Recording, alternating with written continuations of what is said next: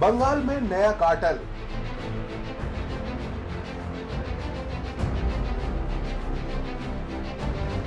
दीदी का game final.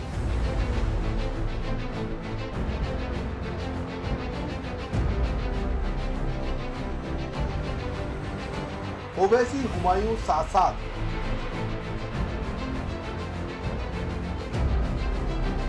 बिछी नई चुनावी बिसात। बीजेपी की है टीम बी।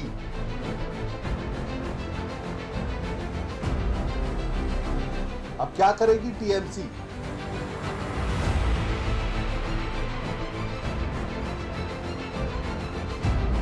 मुस्लिम वोट फैक्टर।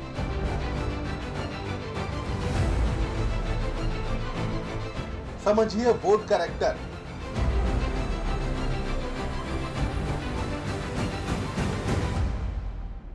ओवैसी की एंट्री, खतरे की घंटी।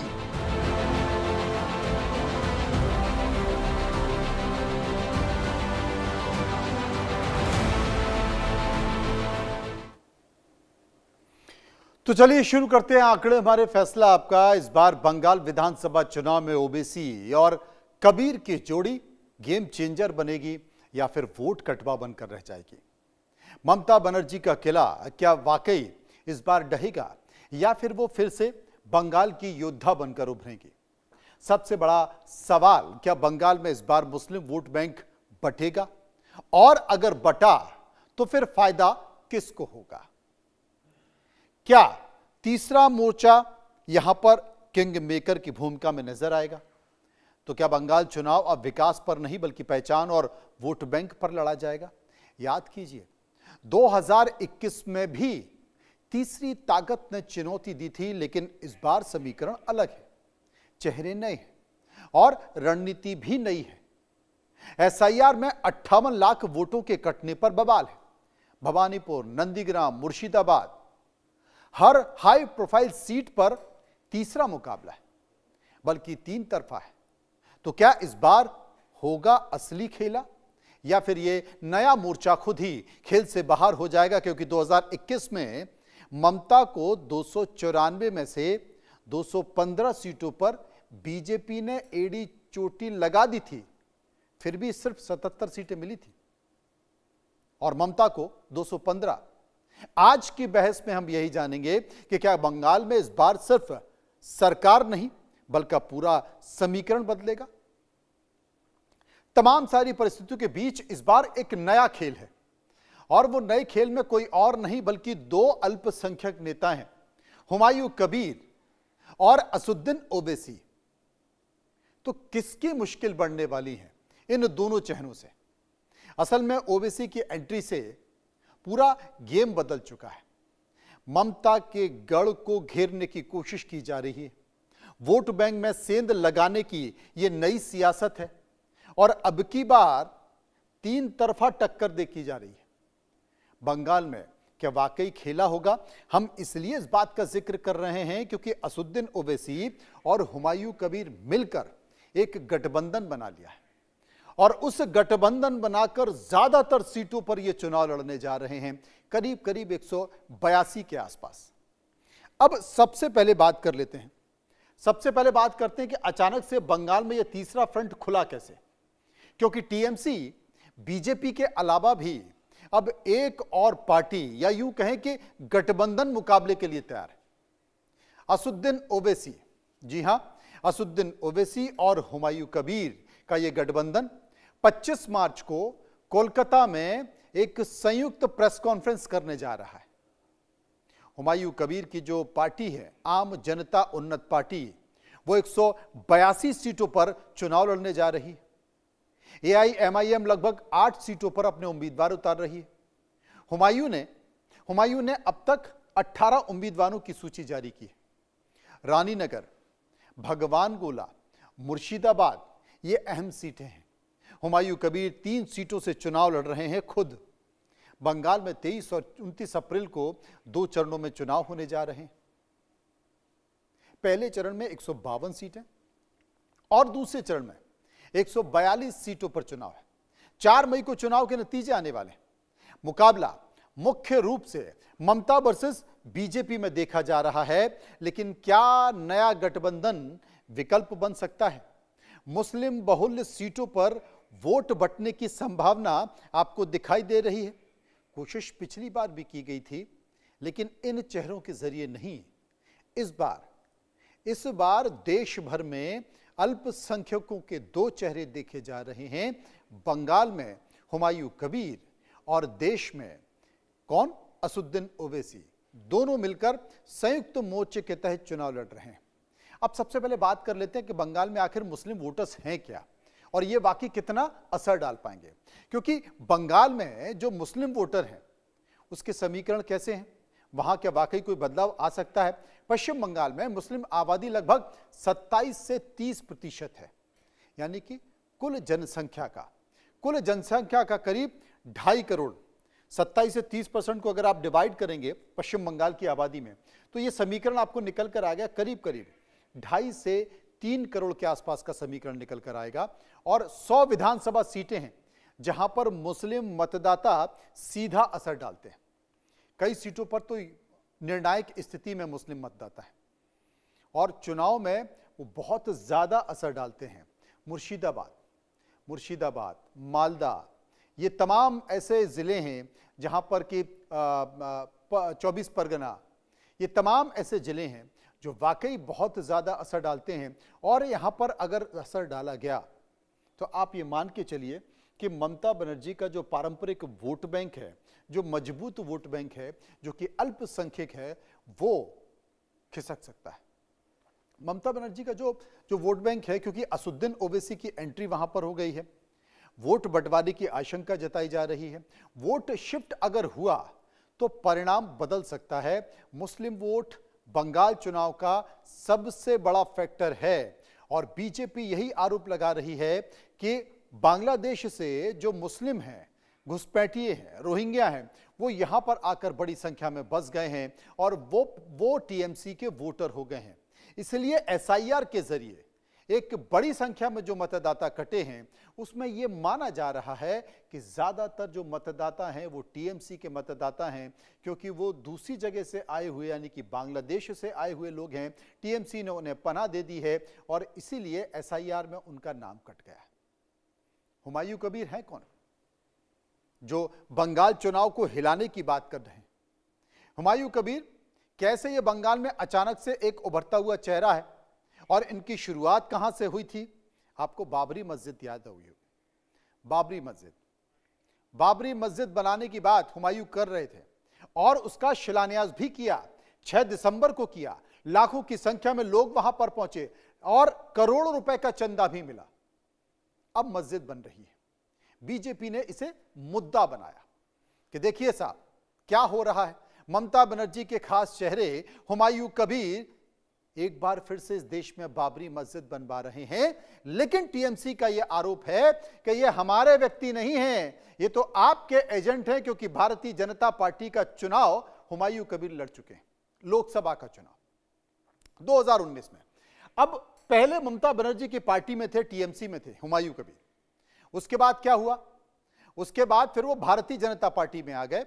बीजेपी से बाकायदा हुमायूं कबीर ने लोकसभा का चुनाव लड़ा और उसके बाद चुनाव लड़ने के बाद फिर वापस वो टीएमसी में चले गए। टीएमसी के बाद फिर वो अलग हुए। अलग होकर उन्होंने आम जनता उन्नयन पार्टी बना ली। नई बाबरी मस्जिद बनाने की चर्चाओं में आए। नई उन्होंने शिलान्यास भी किया। लाखों की संख्या में भीड़ को भी जुटाया। करोड़ों रुपए का चंदा भी आया। और हुमायूं का जो मुर्शिदाबाद इलाका है, प्रभावशाली इलाका है, उसी मुर्शिदाबाद में अब बाबरी मस्जिद बनवा रहे हैं। हुमायूं कबीर की लोगों में अच्छी खासी पकड़ मानी जाती है।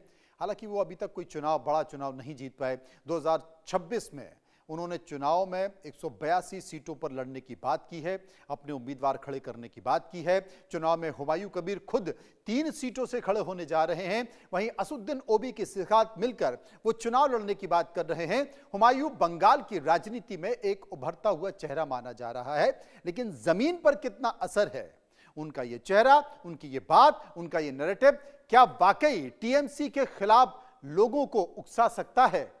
ये बात की बात है। लेकिन बंगाल में दीदी की ताकत के कौन कौन से मजबूत फैक्टर हैं, इन्हें समझने की जरूरत है। एक नजर उन पर डालते हैं। कि आखिर बंगाल में ममता बनर्जी की पकड़ मजबूत क्यों है।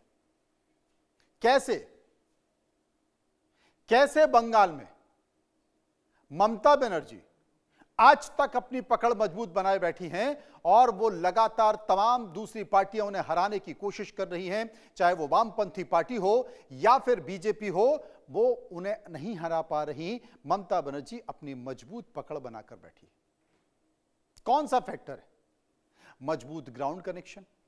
ममता बनर्जी की सीधी जनता पर पकड़ है, वो मुद्दों को बहुत बेहतर तरीके से उठाती है। मजबूत संगठन है, बूथ लेवल तक उनका एक्टिव नेटवर्क है। महिला वोट बैंक, लक्ष्मी भंडार जैसी योजनाओं से बड़ा सपोर्ट उन्हें मिल रहा है। मुस्लिम वोट बैंक परंपरागत रूप से उनका अच्छा खासा समर्थन करता है। लोकल इमेज, बंगाल की बेटी वाला कनेक्शन है। वेलफेयर स्कीम्स, छात्र, किसान, महिलाओं से जुड़ी हुई उनकी सरकार की योजना है। और बीजेपी के खिलाफ सबसे मजबूत चेहरा है, सीधा मुकाबला करने वाला कोई दूसरा नेता नहीं है। चुनावी राजनीति, चुनावी रणनीति, आखिरी समय में नैरेटिव सेट करने में ममता बनर्जी माहिर है। आप पहले की स्थिति और बाद की स्थिति को समझ लीजिए। मतदाताओं की बात कर रहा हूं, एक नजर मतदाताओं पर डाल लीजिए, जिससे आपको अनुमान हो जाएगा कि आखिर क्या समीकरण है। क्योंकि एसआईआर के बाद जो स्थिति है उसमें बड़ा बदलाव हुआ है। एसआईआर के बाद जो स्थिति है उसमें इसलिए भी बदलाव हुआ है बंगाल में, और लगातार, क्योंकि वहां पहले एसआईआर के पहले जो वोटर्स थे वो करीब 7 करोड़ 60 लाख मतदाता। नाम कितने कट गए? 58 लाख। वोटर्स कितने रह गए? 7 करोड़। पुरुष कितने हैं? 3 करोड़ 60 लाख। महिलाएं कितनी हैं? 3 करोड़ 4 लाख। और थर्ड जेंडर 1402 वोट। यह पूरा समीकरण है। 58 लाख जो वोट आपको दिखाई दे रहे हैं जो एसआईआर में कटे हैं, यह सबसे बड़ी कड़ी है। ये वोट कटे हैं तो ये वोट किसका है? 58 लाख कोई छोटी मोटी संख्या नहीं होती है। आपने देखा होगा विधानसभा चुनाव होते हैं तो हर विधानसभा पर किसी पर 1000 से 2000 से 500 से 250 से जीत हार हो जाती है। अब 58 लाख वोट करते हैं तो किस विधानसभा चुनाव में क्या असर करेंगे, ये बात की बात है। लेकिन बंगाल के चुनाव में जो मुद्दे हैं उन पर एक नजर डालिए। बंगाल के चुनाव क्या कहते हैं इस बार, यह समझने की जरूरत है। और इस बार क्या वाकई तमाम राजनीतिक पार्टी नैरेटिव के जरिए बंगाल में विधानसभा चुनाव को देखेंगी, यह भी समझने की जरूरत है। और बंगाल के जो चुनाव हैं वो क्या कहते हैं। बंगाल के मुद्दे बेरोजगारी, महंगाई, कानून व्यवस्था, भ्रष्टाचार के आरोप, विकास, इंफ्रास्ट्रक्चर, किसानों की समस्याएं, महिला सुरक्षा, केंद्र राज्य का टकराव और इसके साथ साथ फ्रीबीज की बातें, ये तमाम बंगाल के चुनाव हैं। लेकिन सबसे बड़ा चुनाव, सबसे बड़ी बात स्थानीय और बाहरी है। क्योंकि ममता बनर्जी ने कहा है कि बार बार बीजेपी घुसपैठियों का जिक्र कर रही है, घुसपैठियों को मुद्दा बना रही है। लेकिन असली घुसपैठिया कोई अगर है तो बीजेपी है। बीजेपी असली घुसपैठिया है जो पश्चिम बंगाल में घुस रही है। बीजेपी असली घुसपैठिया है, नरेंद्र मोदी घुसपैठिया है। इस बात का एक नैरेटिव सेट करने की कोशिश ममता बनर्जी की तरफ से की जा रही है। बहुत सारी बातें हैं जो इस विधानसभा चुनाव में निकल कर आ रही हैं। ओवैसी और हुमायूं के साथ दीदी का वाकई खेल बिगड़ सकता है। यह समझने की जरूरत है कि हुमायूं कबीर के साथ आने से क्या ममता बनर्जी की परेशानी बढ़ जाएगी। क्या इस बार के विधानसभा चुनाव में खेल बिगड़ सकता है। क्या बीजेपी के लिए यह पूरा मामला फायदेमंद हो सकता है। बड़ी स्थिति और परिस्थिति है, क्योंकि पूरा फोकस इस गठबंधन का वो अल्पसंख्यक वोटों पर लगा हुआ है। तीसरा मोर्चा जो अब बन गया है, और वो तीसरा मोर्चा है हुमायूं कबीर और असदुद्दीन ओवैसी का। टीएमसी वर्सेस बीजेपी वैसे सीधा चुनाव है, लेकिन अगर इस गठबंधन ने वाकई मुस्लिम वोट काट दिए तो दीदी को परेशानी हो जाएगी। क्योंकि इन दोनों चेहरों की नजर, इन दोनों चेहरों की नजर या इस पूरे गठबंधन की नजर उन सीटों पर है जहां पर सबसे ज्यादा वोट टीएमसी को मिलते हैं। यानी कि मुस्लिम बहुल सीटों पर टीएमसी को नुकसान की आशंका जताई जा रही है। ममता बनर्जी के वोट बैंक पर असर पड़ सकता है। बीजेपी को इसका प्रत्यक्ष क्या अप्रत्यक्ष और प्रत्यक्ष दोनों फायदे हो सकते हैं। वोट बैंक बंटने से मुकाबला आसान हो सकता है और त्रिकोणीय मुकाबला बढ़ेगा। कई सीटों पर सीधी टक्कर नहीं है और नई जो रणनीति है उसमें छोटे छोटे दल गेम से बाहर हो जाएंगे। कुछ सीटों पर बड़ा उलटफेर है, नतीजे बदल सकते हैं। किंग मेकर की भूमिका में कम सीटें जीतकर असर डाल सकते हैं। लेकिन ये दोनों चेहरे, अगर वाकई इन दोनों चेहरों ने इस विधानसभा चुनाव में असर डाला, मुस्लिम मतदाताओं में असर डाला, तो एक क्रांति से कम नहीं होगी। क्योंकि अभी भी कहा जा रहा है कि इतने साल ममता बनर्जी को सत्ता में हो गए, लेकिन अभी भी सत्ता में उनकी पकड़ कम नहीं हो पाई है। बीजेपी इतने सालों से संघर्ष कर रही है। पिछली बार करीब 77 सीटों के आसपास बीजेपी पहुंची थी, लेकिन अभी वो जीत की स्थिति में नहीं है। लेकिन जीत की स्थिति में वो तब आ जाएगी जब एसआईआर में 58 लाख वोट अगर कटेंगे और उसमें ज्यादातर ममता बनर्जी के वोट होंगे, और उसके बाद जो बचा खुचा अल्पसंख्यक वोट है, उस अल्पसंख्यक वोट को अगर ये दोनों चेहरे समेट देते हैं तो ममता बनर्जी के लिए परेशानी की बात हो जाएगी। अब बंगाल की जो हॉट सीट है उनको समझ लीजिए। भवानीपुर, नंदीग्राम को भी समझ लीजिए, उसका समीकरण क्या कहता है, क्योंकि तीनों पार्टियां यहां पर एड़ी चोटी का जोर लगा रही हैं। बंगाल में इन सीटों को लेकर संग्राम बना हुआ है, और जो संग्राम है वो हुमायूं ने हाई प्रोफाइल सीट जो है वो भवानीपुर है, नंदीग्राम है, यहां से अपने उम्मीदवार उतार दिए हैं। भवानीपुर सीट से ही ममता बनर्जी विधायक हैं। बीजेपी ने यहां से शुभेंदु अधिकारी को मैदान में उतार दिया है। नंदीग्राम से भी शुभेंदु अधिकारी चुनाव पर लड़ रहे हैं। टीएमसी ने नंदीग्राम से पवित्र को भी उम्मीदवार बना दिया है, और हुमायूं की पार्टी ने नंदीग्राम से शाहिदुल हक को टिकट दे दिया है। दोनों सीटों पर अब तक 3 तरफा मुकाबला हो चुका है, और हुमायूं कबीर खुद रेजीनगर और नौदा से भी चुनाव लड़ रहे हैं। उन्होंने अपनी पुरानी भरतपुर सीट छोड़ दी है।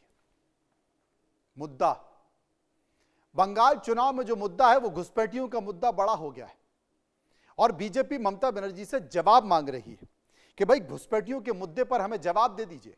बीजेपी घुसपैठियों के मुद्दे को चुनावी हथियार बना रही है। सत्ता में आने पर घुसपैठियों को बाहर करने का वादा कर रही है। ममता बनर्जी ने इस मुद्दे पर सीधा पलटवार करते हुए कहा है कि नरेंद्र मोदी सबसे बड़े घुसपैठी हैं बंगाल में। अब बीजेपी और टीएमसी सीधा नैरेटिव टकराव कर रही है।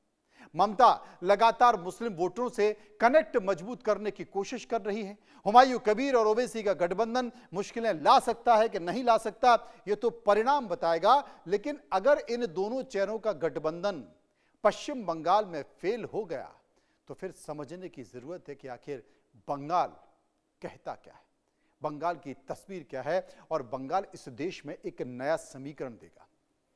इसी मुद्दे को लेकर हम जनता के बीच गए, कई सारे सवाल हमने उठाए, लोगों से उनकी राय जानने की कोशिश की। लोगों ने जो राय दी वो इस वक्त आपके टीवी स्क्रीन पर। पहला सवाल जो हमने लोगों से पूछा कि क्या आपको लगता है कि बंगाल चुनाव में ओबीसी की एंट्री से चुनावी समीकरण बदल जाएंगे? लोगों की जो राय निकल कर आई वो मैं आपको बताता हूं। 25% ऐसे लोग थे जो कह रहे थे कि हां बड़ा असर पड़ेगा। 34% लोगों ने कहा कि कोई खास असर नहीं पड़ेगा। 40% लोगों ने कहा थोड़ा बहुत असर पड़ेगा, और 1% लोग इस पर कुछ भी कहना नहीं चाहते। सर्वे का दूसरा सवाल जो हमने लोगों से पूछा, ओवैसी और हुमायूं कबीर का गठबंधन किस पार्टी का गठबंधन को सबसे ज्यादा नुकसान पहुंचा सकता है? लोगों की जो राय निकल कर आई, 30% लोगों ने कहा टीएमसी को नुकसान पहुंचा सकता है। 40% लोगों ने कहा कांग्रेस और लेफ्ट को नुकसान पहुंचा सकता है। 26% लोगों ने कहा कि बीजेपी को नुकसान पहुंचा सकता है, और 4% लोग इस पर कुछ भी कहना नहीं चाहते थे। सर्वे का एक और सवाल जो हमने लोगों से पूछा कि क्या यह गठबंधन मुस्लिम वोट बैंक को प्रभावित करेगा? लोगों की राय, वोटों का बंटवारा होगा। 34% लोगों ने कहा, 20% ने कहा कोई असर नहीं पड़ेगा, 45% लोगों ने कहा थोड़ा असर पड़ेगा, और 1% कुछ भी कहना नहीं चाहते। सर्वे का एक और सवाल जो हमने लोगों से पूछा कि क्या आपको लगता है कि एआईएमआईएम बंगाल में निर्णायक भूमिका निभा सकती है? लोगों की राय, 10% लोग क्या कहते हैं? 10% लोग कहते हैं कि कई सीटों पर किंग मेकर बनेगी। 21% ने कहा कोई भूमिका नहीं होगी। 62% लोगों ने कहा कुछ सीटों पर असर दिखाई देगा, और 60% लोग कह रहे थे कि कुछ नहीं कह सकते। ये तमाम तरह की राय लोगों की निकल कर आई। और पांचवा और अंतिम सवाल जो हमने लोगों से पूछा कि क्या ओवैसी की एंट्री से ममता बनर्जी की सेक्युलर वोट बचाने की मुश्किलें होंगी? लोगों की राय जो निकल कर आई, 23% लोगों ने कहा हाँ ये बड़ी चुनौती हो जाएगी इन दोनों चरणों के कारण। 26% लोगों ने कहा कोई असर नहीं होगा। 44% लोगों ने कहा थोड़ी परेशानी होगी और 7% लोगों ने कहा इस पर हम कुछ नहीं कहना चाहते। इसी मुद्दे को लेकर हमने जो सर्वे किया उस सर्वे पर हम चर्चा करते हैं। कुछ मेहमान मेरे साथ जुड़े हुए हैं, मैं आपका परिचय करा देना चाहता हूं। शरद त्रिवेदी जो कि प्रवक्ता हैं बीजेपी के, अजय वर्मा कांग्रेस के नेता हैं, एहतशाम हुल्लक जो कि टीएमसी के नेता हैं, वो मेरे साथ जुड़ेंगे, समझने की कोशिश करेंगे। सबसे पहले एहतशाम हुल्लक के पास चलेंगे। सिद्दीकी साहब, हक साहब, मैं आप ही से पूछना चाहता हूं, एक गठबंधन जो दो मुस्लिम नेताओं का गठबंधन है, असुद्दीन ओवैसी जो कि घूम घूम कर देश भर के तमाम अल्पसंख्यक लोगों को, मुस्लिमों को इकट्ठा करने की कोशिश कर रहे हैं, वो बताने की कोशिश कर रहे हैं कि आखिर ना तो विपक्षी पार्टियों ने आपका भला किया, ना बीजेपी में भला किया, मेरे साथ आइए मैं भला करूंगा। दूसरा एक और चेहरा हुमायूं कबीर के तौर पर दिखाई दे रहा है। अब ये दोनों साथ आ गए हैं, तो क्या ये दोनों साथ आ गए हैं तो इस बार सत्ता में आपकी पहुंच और पकड़ को हिलाकर रखेंगे? 2024 के सर्वेक्षण के अनुसार ये बढ़कर 82.6% जिसमें पुरुष साक्षरता दर 85.8% और महिला साक्षरता दर 79%। अरे अजय वर्मा जी, हक साहब रोकूंगा आपको। अजय वर्मा जी, ये गूगल पे जो आप गुगली खेल रहे हैं ना बंगाल चुनाव को लेकर, वो पूरी आवाज आ रही है, तो मुझे लगता है कि इसका ऑडियो बंद कर दीजिए। बंद करिए। सबसे बड़ी बात है, देखिए मनोज जी, हमारे ओवैसी जी से या हमारे निष्कासित एमएलए हुमायूं कबीर के गठबंधन से हमारी पार्टी तृणमूल कांग्रेस को किसी तरह का कोई असर नहीं पड़ेगा। उसकी वजह क्या है कि देखिए, पूरी भारत जानता है कि असदुद्दीन ओवैसी की जो पार्टी है वो भारतीय जनता पार्टी काम करती है। मुसलमानों का पश्चिम बंगाल में उनका किसी भी तरह का सपोर्ट नहीं होगा। ये बिहार नहीं है, ये झारखंड नहीं है, तो उत्तर प्रदेश नहीं है, ये पश्चिम बंगाल है। पश्चिम बंगाल के लोग 10 बार सोचते हैं, उसके बाद अपना वोट देते हैं। और अदर राज्यों से हमारा पश्चिम बंगाल भारत का ऐसा राज्य है कि यहाँ हिंदू मुसलमान की राजनीति नहीं चली है, ना कि भारतीय जनता पार्टी का यहाँ की तरह का। यहाँ पर उनका दाव चलने वाला है। उन्होंने 2021 में बहुत बड़ा स्लोगन कहा था, बार 200 के पार, लेकिन पश्चिम बंगाल सेक्युलर जनता ने उनको नकार दिया, 78 सीट पर लाके कर दी। अब देखिए, जो एसआईआर के माध्यम से मनोज जी के 58 लाख लोगों का नाम निश्चित हुआ, चलिए 58 लाख लोगों का नाम निश्चित हुआ, लेकिन उसके बावजूद भी 60 लाख लोगों का नाम जो है ये मिसमैचिंग के जरिए, नाम का डेट के जरिया, ये समझ लिए पोस्ट ऑफिस में है। तो उसके बावजूद भी हम समझते हैं कि हमारी नेत्री ममता बनर्जी ने सुप्रीम कोर्ट जा करके आज वहां से समझ लिए सुप्रीम कोर्ट के हस्तक्षेप के बाद जो को आदेश, पड़ोसी राज्य झारखंड, पड़ोसी राज्य हमारे उड़ीसा जितने भी हैं, हमारे तमाम लोगों के इससे होकर के आज पहली आई है। हम समझते हैं 10 से 12 लाख लोगों का नाम उसमें आया है। आने वाले दिनों में समझते हैं 8 लाख का लोगों का नाम जो बात, तो वो समझ लिए जुड़ने की भावना है। लेकिन भारतीय जनता पार्टी जिस तरह का एक षड्यंत्र समझ लिए रचा था कि एसआईआर के माध्यम से पिछले बार 2021 में का 9.8 डिफरेंस था, तो उसी को ये माइंड रखते हुए इन्होंने एक लंबे षड्यंत्र नाम पे 58 लाख लोगों का नाम हुआ। और हमारे में सिंह लगा करके हुमायूं कबीर को इन्होंने पूरे तौर पर फंडिंग, पूरे तौर पर जिस तरह एमआईएम को ये सपोर्ट करते हैं होल इंडिया में, उसी के आधार पर पश्चिम बंगाल में ये सपोर्ट कर रहे हैं। लेकिन इसके बावजूद भी हम इतने काम किए हैं, हमारी नेत्री ममता बनर्जी ने इतना काम किए हैं, 94 योजनाएं किए हैं हमारे पश्चिम बंगाल के 10 से 11 करोड़ जनता के लिए। जो सबसे बड़ा मेरा पहला हथियार है लकी भंडार, जो भारत के किसी भी राज्यों में समझ प्रोवाइड नहीं है। जो भंडार के रूप में 1500 हमारे माता बहने 18 से लेकर 60 साल तक के जो भी आयु के को प्रोवाइड होती है। उसके बाद अभी देखिए सीधा सीधी जो हमारे माध्यमिक से लेकर के जो ग्रेजुएशन पास करके जो बच्चियां वो नौकरी नहीं है, उसको 1500 रुपया अभी डायरेक्ट अकाउंट में हमारी गवर्नमेंट प्रोवाइड करी है। और बहुत सारे बता नहीं सकते तो हमारे नेत्री जो किए हैं यहाँ के लोगों के लिए, तो जितना ही समझ लिए ऑल इंडिया इत्तेहादुल मुस्लिम है या फिर हमारे हुमायूं कबीर, यहाँ मुसलमान कभी भी अपने वोट को डिवाइड नहीं करेंगे। समझ गया। यहाँ शरद त्रिवेदी जी के पास चलूंगा। शरद जी, आपकी राय। देखिए, सबसे पहले तो ये कि भारतीय जनता पार्टी का जो ये इनका सेकुलर वोट है या नहीं है, बटेगा नहीं बटेगा, इसका भारतीय जनता पार्टी से कोई लेना देना नहीं है। ये जो सेकुलर वोट के लिए लड़ने गए थे सुप्रीम कोर्ट तक, हाई कोर्ट में लड़े, वहां हार गए, सुप्रीम कोर्ट में। और ममता दीदी तो खुद वहां पे वकील बन के गई थी, क्योंकि खुद भी एडवोकेट है, वो वकील बन के गई थी। उनको भी वहां वही जवाब मिला जो हाई कोर्ट ने दिया था। तो एसआईआर के बारे में हाई कोर्ट ने कह दिया था कि बिल्कुल साफ है, बिल्कुल क्लियर है, कोई दिक्कत नहीं है।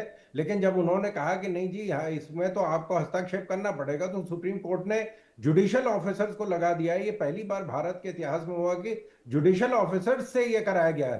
तो जो रही सही उम्मीद थी ममता दीदी की, वो भी खत्म हो गई। जो पहले कटने वाले थे अब भी उतने, जो इनके सेकुलर वोट बांग्लादेश से आए थे, रोहिंग्या आए थे, तो सारा सेकुलर वोट वहां इनका कट गया। उसके बाद जो, क्योंकि ये सेकुलर पार्टी, तो इसमें बाबरी मस्जिद बनाना इन्होंने बहुत जरूरी समझा सेकुलर वोट को साधने के लिए, तो इन्होंने बाबरी मस्जिद बनानी शुरू करी। अगर वो इसके खिलाफ थी, उन्होंने कार्रवाई, कौन सी कार्रवाई करी उन्होंने हुमायूं कबीर के ऊपर? तो ये हमारा, लेकिन इन चीजों से कोई लेना देना ही नहीं है। विकास के मुद्दे पे 2014 से आज तक हम सिर्फ विकास की बात कर रहे हैं, विकास के मुद्दे पे हम चुनाव लड़ते हैं। इनके कार्यकाल में, ममता बनर्जी के समय जब ये इनका कार्यकाल शुरू हुआ था, तो 6600 फैक्ट्रियां थी बंगाल में, जो सब खत्म हो गई है। और मैं बड़ी फैक्ट्रियों की बात कर रहा हूँ। ब्रिटानिया खत्म हो गई बंगाल से, डनलप खत्म हो गई बंगाल से, टाटा को तो ये निपटा के वहां पे चुनाव जीत के आई थी। जो बंगाल का अपराध की हालत है, वो आरजी कार में क्या हुआ था वो आपको पता है। हमारे 80 कार्यकर्ताओं की हत्या, निर्मम हत्या करी गई है। मुर्शिदाबाद में महिलाओं के साथ क्या किया गया है वो सबको पता है।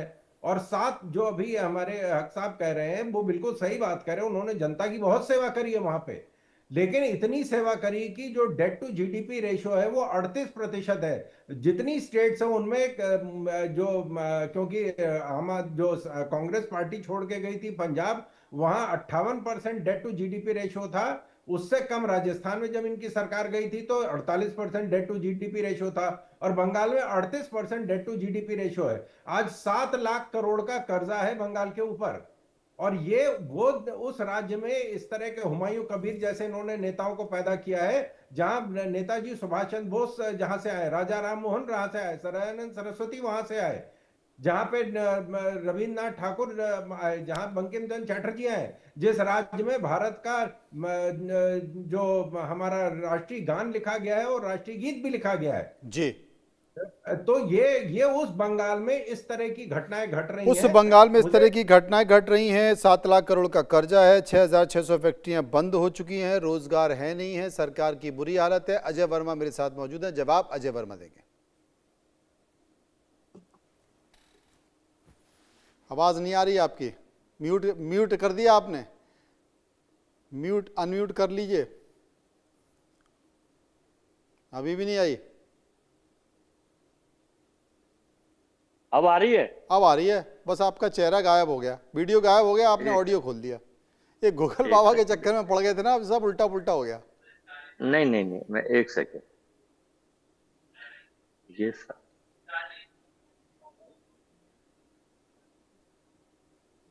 अरे चुनाव कैसे लड़ेंगे, आवाज ही नहीं आ रही। अब आपने म्यूट कर दिया फिर से।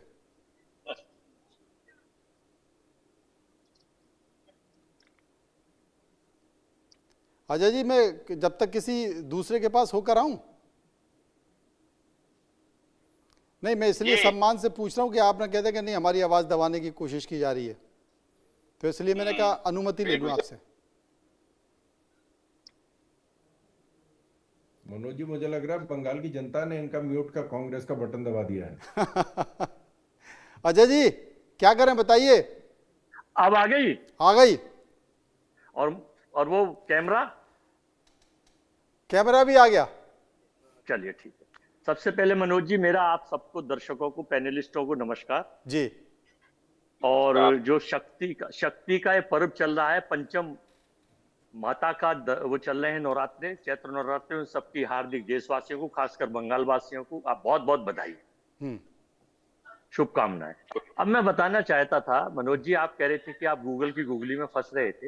एक्चुअली मैं गूगल की गूगली में नहीं फंस रहा, मैं 2 चैनलों पर डिबेट करके घर आया, आपका टाइमिंग हो गया था, तो मैं वो डायरी अपनी जो थी जिसमें डिटेल्स होती हैं भूल गए, वो वहां गाड़ी में भूल आया। मेरे पास चूंकि मैं चूंकि नॉन बायोलॉजिकल का शिष्य नहीं हूँ और मेरे पास टेलीप्रॉम्प्टर नहीं है, तो वरना तो मैं सामने रख लेता, सुविधाएं अगर होती। तो मैं ये दोनों चीजें नहीं थी, तो फिर मजबूरी थी कि जानकारी ले लूं, वरना आप लोग हैं। और बंगाल में देखिए, बंगाल में वो लोग जो अपनी डिग्री पर आवाज उठाने वालों के खिलाफ मुकदमा दर्ज कर देते हैं, मुख्यमंत्री को जेल भेज देते हैं, लेकिन डिग्री नहीं बताएंगे, यूनिवर्सिटी नहीं बताएंगे। वहां को उन्हें पता होनी चाहिए कि बंगाल में साक्षरता दर इस वक्त पता है कितनी है? 82.6 और 79.3 पुरुषों की और महिलाओं की साक्षरता दर। तो जो लोग डिग्री की वैल्यू नहीं समझते, छुपाते हैं, उनको बंगाल से इसलिए कोई मतलब नहीं है। वो प्रोपोगंडा कर लें, इवेंट मैनेजमेंट कर लें, अपने पाठ्यक्रम में घुसपैठिए रख लें, हिंदू मुस्लिम रख लें, मंदिर मस्जिद रख लें, और कुछ भी रख लें, पाकिस्तान हिंदुस्तान रख लें, कब्रिस्तान शमशान रख लें। बंगाल की जनता मां माटी मानुष को खंड खंड वो नहीं कर सकते।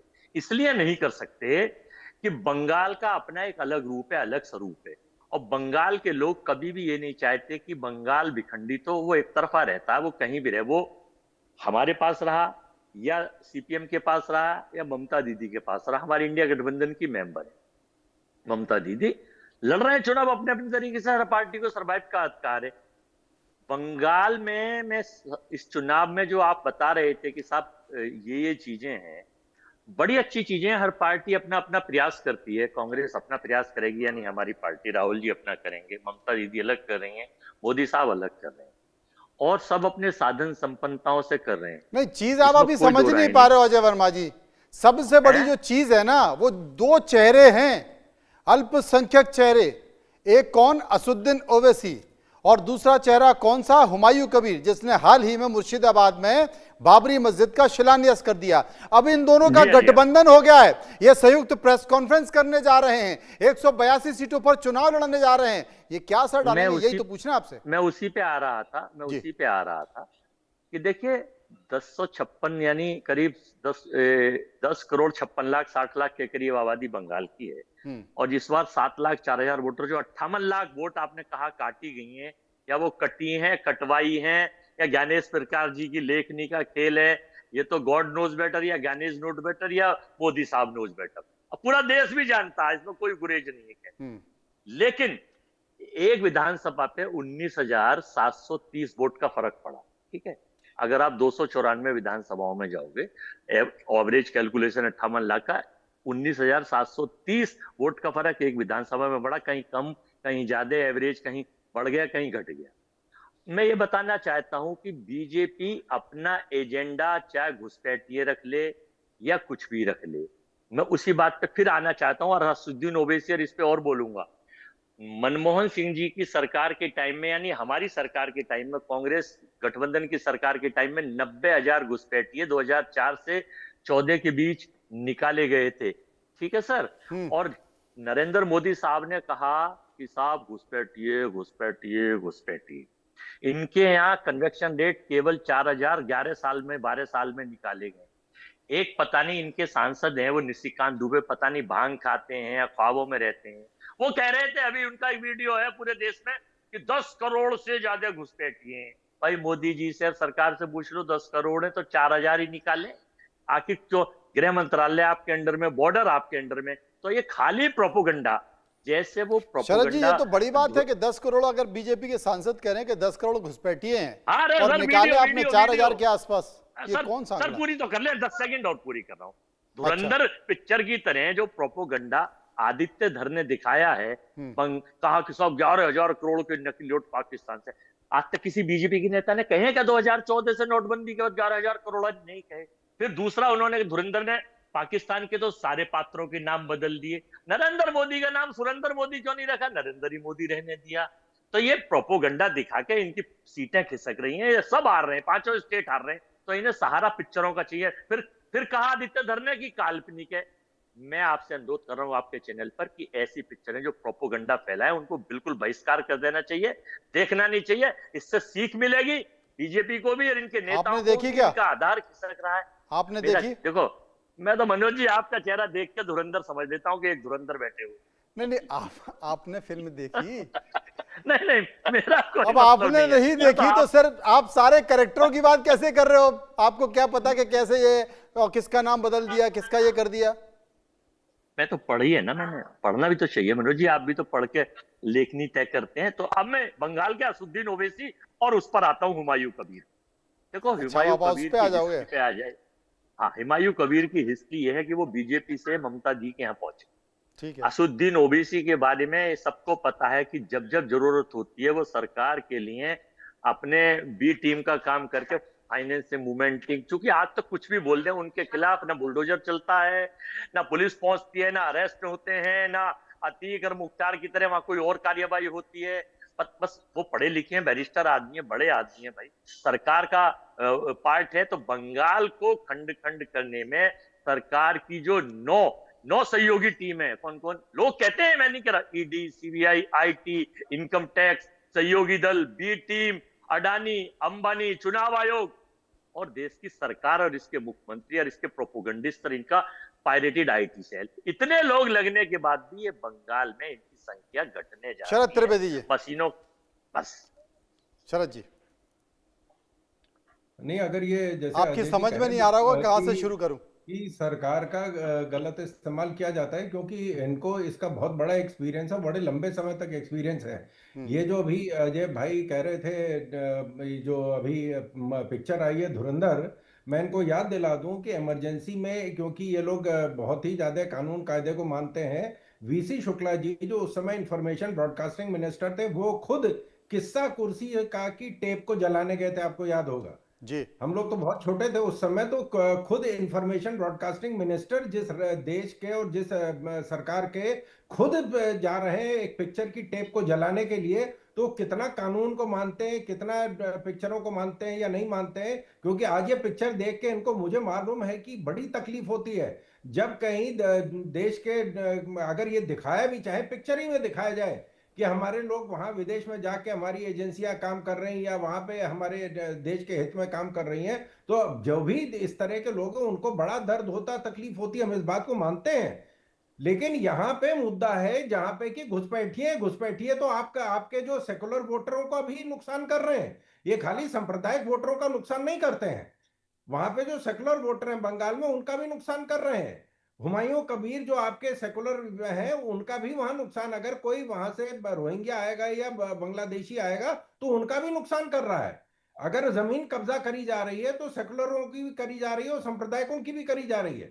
तो ये हिंदू मुस्लिम का मुद्दा नहीं है। मैंने आपको पहले ही कहा कि ये मुद्दा तो ममता दीदी उठा रही हैं, क्योंकि वो गई थी हमारे घुसपैठियों की वकालत करने के लिए कि साहब इनको न हटाया जाए, और उनकी सारी स्ट्रेटजी फेल हो गई। 58 लाख उसके बाद भी हटा दिए गए। तो जब सर्वोच्च न्यायालय का पहले होता तो हो सकता है कि क्योंकि भारत से अपील प्रीवी काउंसिल जाती थी आजादी से पहले, वो तो आजादी मिल गई, नहीं तो ममता दीदी तो इंग्लैंड चली जाती वकालत करने के लिए। ये अब इनको हकीकत दिख रही है कि जिस तरह की, और अब की बार 2000 कंपनियां सीएपीएफ की लगाई गई हैं वहां पे, अब जिस तरह की गुंडागर्दी पिछले चुनाव में हुई थी अब की बार नहीं होने दी जाएगी।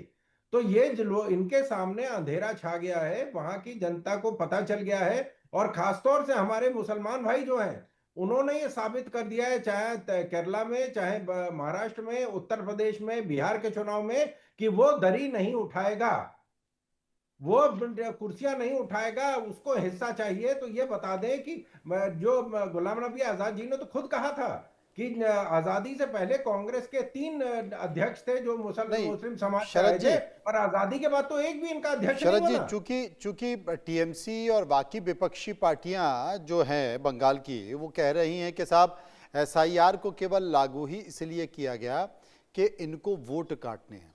अब जैसे उदाहरण के तौर पर बिहार में भी ये हुआ था साहब, बहुत ज़्यादा घुसपैठिए हैं बिहार में, बहुत सारे बांग्लादेशी आ गए हैं, एसआईआर वहाँ पे लागू आ गया, तो मुझे लगता है बिहार की सरकार भी बन गई, काफ़ी समय भी हो गया, तो अभी तक कितने चिन्हित हुए कि भाई यहाँ पर बांग्लादेशी हैं? क्योंकि ये हर चुनाव की रैलियों में ये भी मुद्दा था।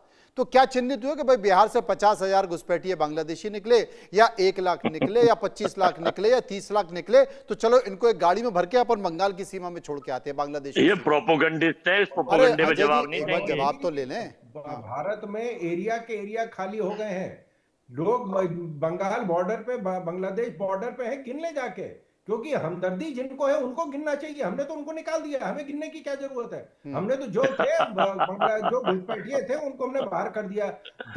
जिनका दर्द है वो गिने, वो बताएं कि साहब हमारा तो वोटर भाग गया। सिद्दीकी साहब, वाकई है क्या कि बिहार से सारे जितने भी जो घुसपैठिए थे वो बंगाल की और बांग्लादेश की सीमा पर खड़े हैं जाने के लिए, बाकी कोई कहीं नहीं है?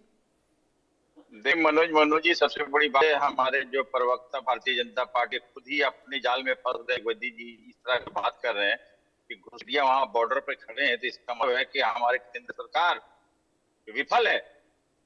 केंद्र सरकार आज वहां पर बॉर्डर के अंदर में आता है, बॉर्डर सिक्योरिटी फोर्स के अंदर में आता है, तो उस इलाके से जो देश से यहाँ आ रहे हैं, तो हमारे केंद्र सरकार, समझ लिये होम मिनिस्ट्री, समझ लिये कि हमारे जितने सिक्योरिटी फोर्स है, जो भी वहाँ हमारे सेना है, जो भी हमारे वहां पर है, इसका मतलब है कि वो फेल है कहीं न कहीं। ये हमारे जिस त्रिवेदी जी खुद अपने आप को अपने जाल में रहे हैं, तो ये सरकार विफल है, जो बैठी हुई सरकार है, नंबर 1। नंबर 2, हम कहना चाहते हैं, अरे शरद त्रिवेदी जी से कहना चाहते हैं कि वो बहुत सुन लिए सर, सुनने की कैपेसिटी रखिए सर, कैपेसिटी।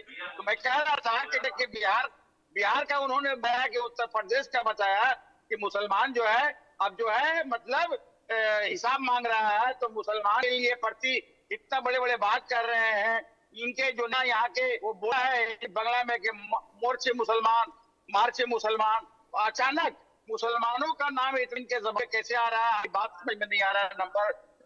नंबर 3 में कह रहा हूँ मनोज जी कि इनके 2 सूची निकल गए हैं, 2 सूची निकले हैं क्रिएट के 2026 के। इतनी बड़ी बड़ी बात अभी मुसलमानों से मुसलमानों क्या अचानक जो कह रहे हैं, तो 240 बड़ा पार्लियामेंट अभी भारत में है, क्या एक भी मुसलमान है? क्या केंद्र में एक भी कैबिनेट मिनिस्टर मुसलमान है? अभी पश्चिम बंगाल में 2 लिस्ट निकला है, क्या एक भी मुसलमान कैंडिडेट को उन्होंने टिकट बनाया है? ये बोलते हैं सबका सच, सबका विकास, सबका परिवार, लेकिन ये कहीं न कहीं समझिए मैत्री खासकर मुसलमानों ये टारगेट बनाकर करके 86% जो हमारे हिंदू भाई जो देश में हैं उनको बेवकूफ बनाने काम कर रहे हैं। ये अरे शरद जी, ये तो बड़ा गंभीर आरोप लगा दिया मैंने आपके ऊपर।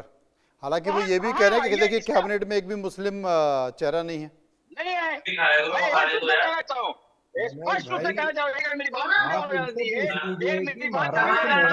ये जितनी सेकुलर पार्टियां थी उन्होंने क्यों नहीं मुसलमान को टिकट दिया? एक टिकट नहीं दिया। कांग्रेस जो सेकुलरिज्म की धर्मात्मा मानती है उन्होंने टिकट नहीं दिया। और सिद्दीकी साहब बिल्कुल सही कह रहे हैं कि हम विफल हुए लोगों को रोकने में, क्योंकि 400 किलोमीटर में इन्होंने जमीन नहीं दी है फेंस लगाने के लिए। क्या डर है इनको?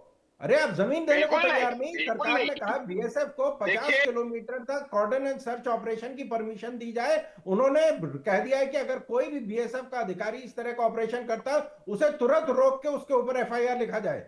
ये ममता जी बनर्जी का ऑर्डर है। 50 किलोमीटर तक जो और हमारे राज्य है वहां पे बीएसएफ को परमिशन है कि वो कॉर्डन सर्च ऑपरेशन कर सकती है, और बीएसएफ को विदेशी संगठन नहीं है, ये हमारा अपना संगठन है, उसको इन्होंने फेंसिंग की जमीन नहीं दी है। अजय जी जल्दी से रिएक्शन दीजिए। मैं ये कहना चाहता हूँ मनोज जी, एडिटर महोदय, एक सेकंड आदरणीय एडिटर महोदय, मैं ये कहना चाहता हूँ कि पहले ये तय करो कि वफादार कौन है और फिर वक्त बताएगा कि गद्दार कौन है। तो ये नकली हिंदू, नकली सनातन, नकली सरेंडर और कंप्रोमाइज्ड दंडवत हो रहे हैं ट्रंप के सामने, कुछ बोल नहीं रहे इजराइल पर और अमेरिका पर, और डरे बैठे, तो ये क्या देश चलाएंगे? ये बंगाल हारे बैठे हैं, लेकिन इवेंट मैनेजमेंट के मास्टर है। भगवान इन्हें सद्बुद्धि दे। देश के साथ अब जो हालात बिगड़ने वाले हैं इन 5 चुनावों की वजह से, एक रहस्य उद्घाटन कर रहा हूं आपकी इस डिबेट में, इस 5 चुनावों की वजह से ना पेट्रोल, ना डीजल, ना गैस, सबको रोक रखा है। सरकार बस किसी तरह से चुनाव जीता है। इस कदर महंगाई बढ़ेगी, इस कदर इन सब पे बढ़ेगा, ये भक्त, अंधभक्त, इनके नेता, प्रवक्ता, इन सब का किचन का बजट गड़बड़ा जाएगा। और असर अडानी अंबानी साहब पे नहीं पड़ेगा, इन जैसे ही लोगों पे, छोटे लोगों पे पड़ेगा जो 5 किलो अनाज वाले। परिस्थितियां तो वाकई बड़ी जटिल होती जा रही है मिडिल ईस्ट में तनाव के कारण। लेकिन अगर बंगाल में ये दो चेहरे हम दिखा रहे हैं, अल्पसंख्यक असदुद्दीन ओवैसी और हुमायूं कबीर, अगर ये सफल हो गए तो देश में एक अलग संकेत जाएगा, और अगर ये असफल हो गए तो भी देश में एक अलग संकेत जाएगा। बहुत कम समय है, लेकिन जल्दी से अपनी बात कह दीजिए हक साहब। मैं मनोज जी एक बात सेकंड में कहना चाहता हूं कि ये पश्चिम बंगाल में कई हिंदू मुसलमान को लेकर के राजनीति होती है शुरू से, देवन से। यहाँ चाहे जो मुसलमान कैंडिडेट समझिए रहनुमा आ जाए, जो भी यहाँ सब रणनीति नहीं सकता है। और आने वाले 2026 में फिर से हम 226। चलिए, बहुत बहुत शुक्रिया मनोज जी फिर हम आपके डिबेट में 5-4 तारीख को बैठेंगे, इसलिए ठीक है 5 तारीख को बैठेंगे, चर्चा करेंगे, बहुत बहुत शुक्रिया करेंगे और देखेंगे कि वाकई क्या फर्क पड़ने वाला और क्या फर्क नहीं। बहुत बहुत शुक्रिया। फिलहाल इस चर्चा में इतना ही। एक नजर हेडलाइंस पर। Presented by doctor ortho Ayurvedic oil.